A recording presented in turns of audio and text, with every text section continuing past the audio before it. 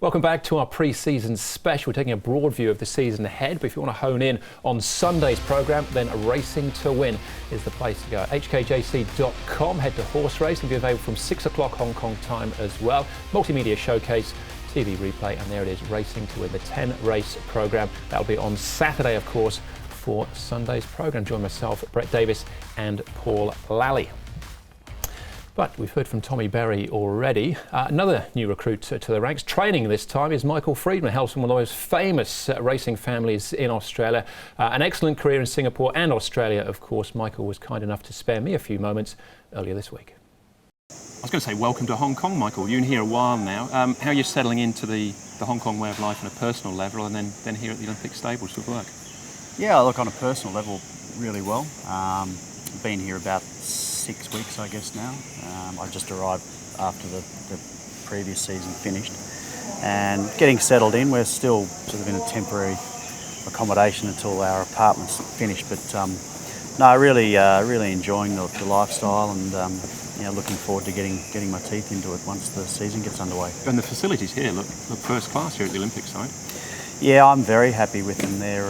It's a very relaxed atmosphere, and the boxes are nice and open and airy, so on that front I couldn't be happier. You've done this before, of course, in Singapore, started up from scratch, but you hit the ground running there. You had a lot of winners quite quickly. How do you approach the season here in terms of targets and ambitions? Do you say to yourself, I want to be this many winners by Christmas, here by March, and finish the season on this many? Yeah, I haven't sort of really set any specific goals. I don't want to put sort of any unnecessary pressure on myself. But look, in the back of my mind, I've sort of got a figure of 20 winners by the end of the season, if that was achievable. If it's better than that, then even better. But I'm not going to rush into things. I'm certainly just going to take my time. I'm still getting to know a few of the older horses that have transferred from other stables from previous year. And obviously the new horses are going to take a little while to allow them to acclimatise and get them to race fitness. So I'll be relatively quiet in the early part of the season, I would imagine, and hopefully sort of once we get 3 or 4 months in, I'll start to get a few more regular runners. Yeah, so not the shotgun approach, certainly. And there's no runners on day one, so when will we see it when the first Friedman run is? Happy Valley or the following Sha Tin meeting? No, following Sha Tin meeting, fingers crossed. I've got 2, possibly 3 penciled in for that meeting, so if we have a good sort of week or 10 days, then that's probably when I'll have my first runners. All right. Some dark horses, some up and running. Can we go and have a look at a few? Yeah, for sure. Inside then, Michael, it's air conditioning is a welcome relief if nothing else. Yeah, for trainer and horses. Absolutely. How many do you start with then for the new season? At the moment we've got 40, and there's a few more on the way over the next couple of months. So hopefully by sort of end of September, October, we'll be sort of around the 50 mark. Yeah, and a mixed bag to start with. Lots of horses coming in from the southern hemisphere, but a horse like Bad Boy looked very progressive last year for John Moore. How's he fitting in?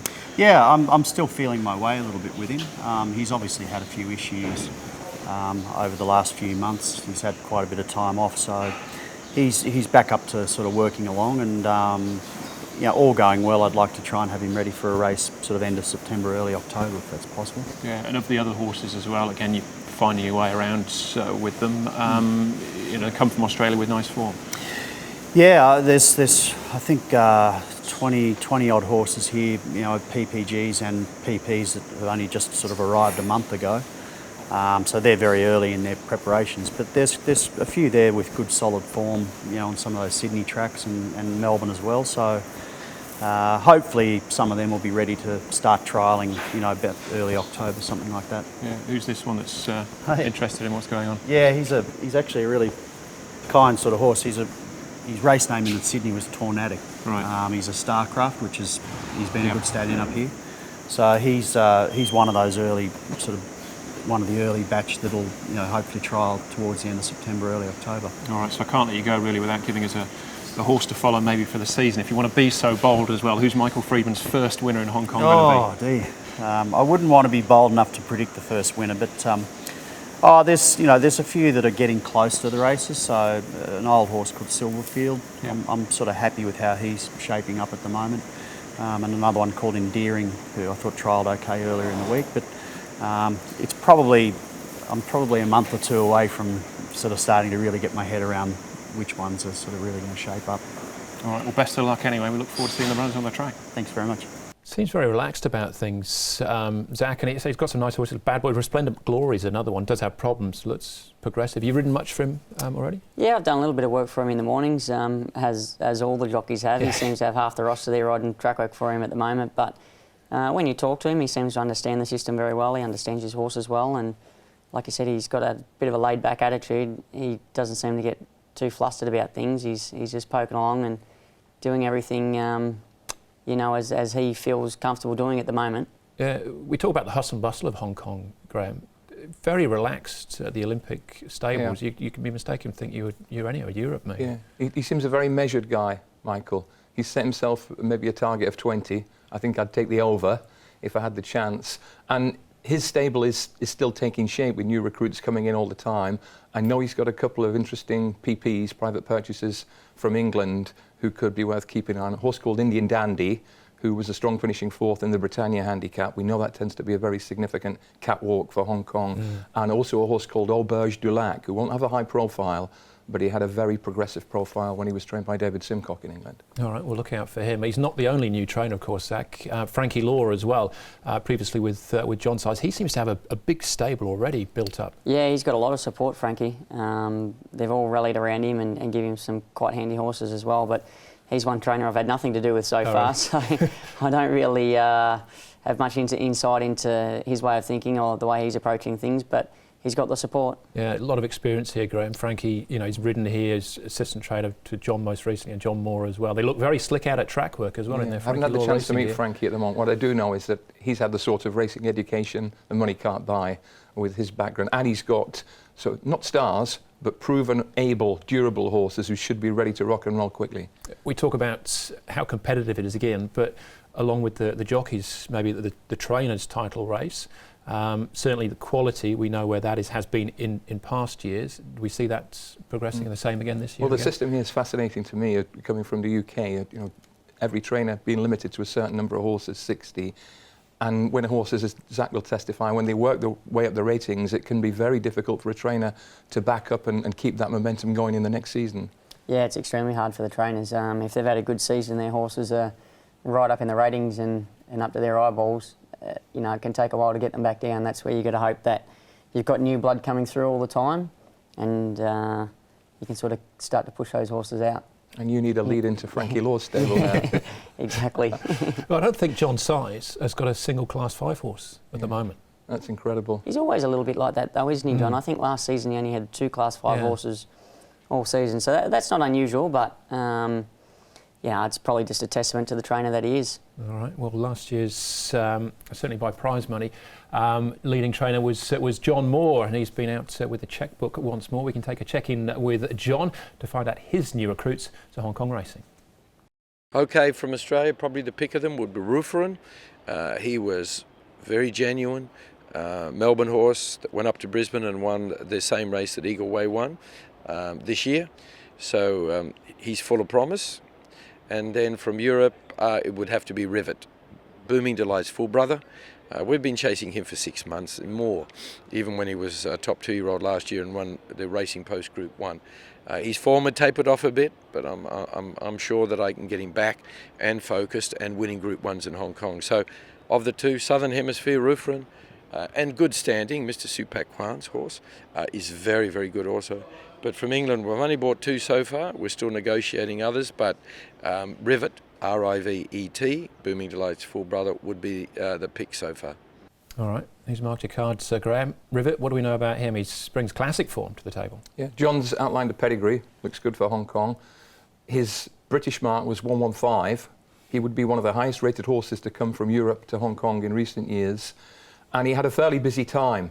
Very good at 2, good performance when 3rd in the French Guineas, but he was a bit too aggressive for his own good in the French Derby and the St James's Palace Stakes. And the key to making him a Derby horse, which is what the target will be, is for John to get him to relax in his races, and maybe gelding him, giving him a little break will work in that regard. But he's exciting, make no mistake. And a couple of Frankels in there as well, which in itself is interesting. Yeah, they'll be the first Frankels to race in Hong Kong. Seven Heavens has the better form.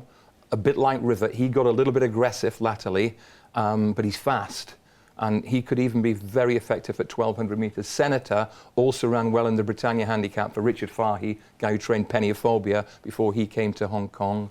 And those two horses will attract publicity purely because of the stallion, whatever they achieve. Yeah, and I know Mark Richards has bought one at the sales recently as well. I look forward to him. Zach, from the Southern Hemisphere, a horse you've had a bit to do with is Sacred Elixir, already a Group 1 winner. You're on board for that? Yeah, he was a lovely horse down there. He'd done a great job as a 2-year-old. One thing he was as a 2-year-old was a giant. I remember when I won the Group 1 size on him in Brisbane, it was like he was a 4-year-old racing against 2-year-olds. He was so big, and he's grown a little bit more since then as well.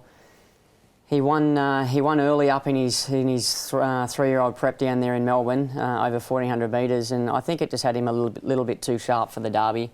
By the time he got to the VRC Derby, he was racing a little bit too fierce, and at 2500 he probably didn't really see it out properly. But the 2000 metre, 1600 metre races here in Hong Kong, I think will suit him well. And Gunnison, a Group 2 winner with the Snowdens in Australia, now with John Size. So, again, it's just all really whether they're acclimatised or not, I suppose, isn't it? Exactly. He was a very promising horse in Australia. The owners sort of wanted to get rid of him because they didn't think he was going to be a stallion. So yeah. He looks like a pretty handy horse to be passing up, though. Absolutely. Well, these are some of the big names, Graham, and of course there's lots of the stars returning from last year as well. But as far as a horse to follow, maybe something slightly off maybe many's radars. What have you got for us? I've gone for a horse, a young horse called Pingu Spark. He's a bruiser. 1,295 pounds he weighed in at for his only run last season. Very impressive in 3 trials. Well back for his debut. Just came up short against a very fast horse, Marvel Tribe, and he ran extremely well in the Blizzard trial last Saturday. Finished 3rd behind Blizzard, Convincible, Seasons of Bloom. Those horses are all rated 90, 100, 120. He's rated in the low 70s.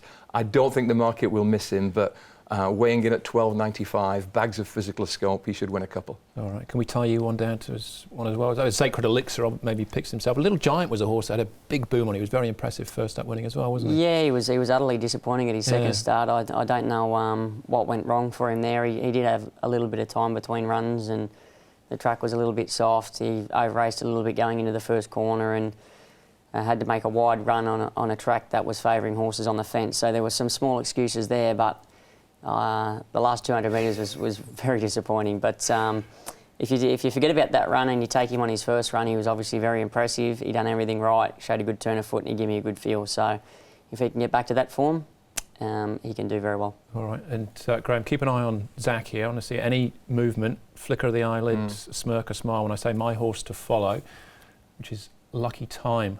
He's still smiling. One start for David Hall last year. Wide gate, he had to drop in, didn't he? Finished off very nicely. I'm not saying he's going to be a world beater or anything like that, but surely I can see him. He's back in work. He's got to be a winner in Class 4. He's extremely green. I dropped him in behind horses at his only start, and he put his head up in there and ran around a little bit. He was not very confident at all. When I was asking him to track up, his eyeballs were popping out of his head, and he got a little bit lost in the straight as well. But the best part of his race, obviously, was the last 100 metres when he just started to gain his composure, and he finished it off nicely. So he's a horse that can definitely go and win a couple of races this season. Yeah. He's got some ability. Excellent. We don't need to be a world beater just to win.